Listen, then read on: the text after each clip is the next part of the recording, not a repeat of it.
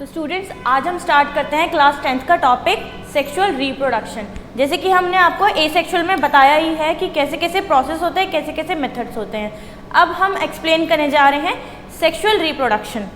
Sexual reproduction क्या होता है? सेक्सुअल रिप्रोडक्शन में जो सेक्स ऑर्गन्स होते हैं उनका इन्वॉल्वमेंट होता है। ठीक है, इसका मतलब क्या है? सेक्स ऑर्गन के थ्रू किसी भी न्यू ऑफस्प्रिंग का दोबारा से प्रोडक्शन होना, न्यू ऑफस्प्रिंग। ठीक है, सेक्सुअल रिप्रोडक्शन में बहुत सारे डिफरेंट मेथड्स आते हैं। ठीक है, पहला क्या होता है? पहला मैं आपको बता देती हूँ कि सेक्स ऑर्गन में गैमीट्स इन्वॉल्वमेंट होता है। पहले उसमें गैमीट्स बनते हैं। उसमें गैमीट्स किसके थ्रू बनते हैं? दो प्रोसेस होते हैं, मियोसिस एंड माइटोसिस। ठीक है, इन दोनों प्रोसेस के थ्रू आपकी गैमीट फॉर्मेशन होता है। अब हमारे पास में गैमीट्स कौन कौन से होंगे पहले देख लेते हैं। सेक्सुअल रिप्रोडक्शन में कौन कौन इन्वॉल्व होते हैं। इसके अंदर मेल एंड फीमेल ऑर्गन इसमें इन्वॉल्वमेंट होता है। ठीक है, मेल ऑर्गन कौन होगा? मेल के गैमीट्स कौन से होंगे? स्पर्म। ठीक है, फीमेल का कौन सा होगा? ओवम। ठीक है, अब हम देख लेते हैं कि स्पर्म का स्ट्रक्चर कैसा होता है। ये इसका फ्लैजिला होता है। ठीक है स्टूडेंट्स, ये इसका फ्लैजिला होता है। इसके अंदर क्या होता है? जेनेटिक मटेरियल, जो कि क्या होता है? डीएनए। ठीक है, क्या होता है आपका? डीएनए। इसकी जो ये बाहर की लेयर होती है हम इसको क्या बोलते हैं? एक्रोसोम। क्या होती है ये? एक्रोसोम। ये इसको प्रोटेक्शन देती है, रिजिडिटी देती है। ठीक है, ये क्या होता है इसका? फ्लैजिला। ये क्या करता है? ये मोबिलिटी देता है। मोबिलिटी मतलब इसको स्विम करने में हेल्प देता है। ठीक है, उसी तरह से अगर हम ओवम को देखते हैं तो ये इस डॉट से भी बहुत छोटा स्ट्रक्चर होता है, बहुत माइन्यूट स्ट्रक्चर होता है और ये स्टेशनरी फॉर्म में होता है। किस में होता है ये? स्टेशनरी फॉर्म में। तो क्या होता है कि अगर female gamete and male gamete को फ्यूज होना होता है तो स्पर्म क्या करता है? स्विम करके ओवम के पास चला जाता है। किसके पास जाता है? ओवम के पास।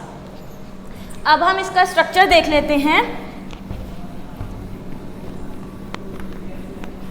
जो कि इसका स्ट्रक्चर है कि इन दोनों का फ्यूजन कैसे होता है और फ्यूजन के बाद क्या बनता है। क्या होगा? ये आपके पास स्पर्म है। ठीक, ये आपका क्या है? Male gamete. ठीक है, ये क्या है आपका? Male gamete. ओके, और ये क्या है आपका? Female gamete. ठीक है,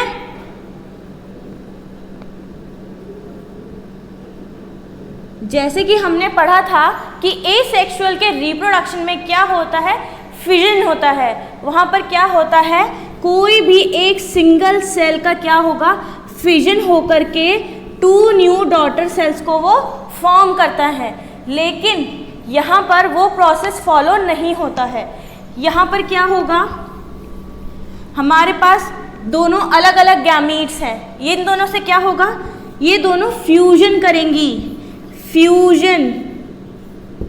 फ्यूजन का मतलब क्या होता है? एक साथ मिल जाना, एक साथ जुड़ जाना। उसके बाद क्या होगा? फ्यूजन के बाद क्या होगा? यहाँ पर फर्टिलाइजेशन होगा। फ्यूजन ऑफ गैमीट्स को क्या बोलते हैं? फर्टिलाइजेशन। इस प्रोसेस को क्या बोलेंगे हम यहाँ पे? फर्टिलाइजेशन। ठीक है। इसके बाद फर्टिलाइजेशन के बाद क्या होगा, फर्टिलाइजेशन के प्रोसेस के टाइम पर होता क्या है, ये हमारे पास टेल है और ये क्या है, हेड।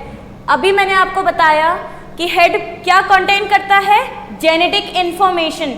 ये क्या करेगा, इस एग के पास जाएगा और ये जब इसका एग जब इसको रास्ता देगा, यहाँ पर क्या हो जाता है, ये सिर्फ एक ही स्पर्म के लिए ओपनिंग करता है। ये क्या करेगा, इसको ओपनिंग दी, ये अंदर गया, उसके बाद जो इसकी टेल है ये बाहर रह जाती है। इसका कोई काम नहीं होता, सिर्फ इतना काम होता है कि ये इसको मोबिलिटी देता है। लेकिन फ्यूजन के बाद ये क्या करेगा, फ्यूजन के बाद में ये रिमूव हो जाता है, यहाँ से कट हो जाती है। अब जब एग और स्पर्म दोनों आपस में मिल जाते हैं तो इस प्रोसेस को क्या बोला गया, फर्टिलाइजेशन, जो मैंने अभी आपको बताया। ठीक है। फर्टिलाइजेशन के बाद क्या होगा, आपका जाइगोट बनेगा। जाइगोट क्या करेगा, आगे मल्टीपल स्टेप्स में जाकर के क्या करेगा, वो डिवीजन करेगा। अब जब मल्टीपल स्टेप्स में डिवीजन हो गया तो वो क्या बनेगा, फिर न्यू फीटस, जो कि आफ्टर डिलीवरी क्या कहलाया जाता है, a new born baby, a new born baby. Okay, बस यही प्रोसेस होता है सेक्सुअल रिप्रोडक्शन का। आगे हम पढ़ेंगे ह्यूमन रिप्रोडक्शन क्या होता है और रिप्रोडक्शन इन फ्लावरिंग प्लांट। ये सब अलग अलग है, जो प्लांट सेक्सुअल रिप्रोडक्शन करते हैं और ह्यूमन सेक्सुअल रिप्रोडक्शन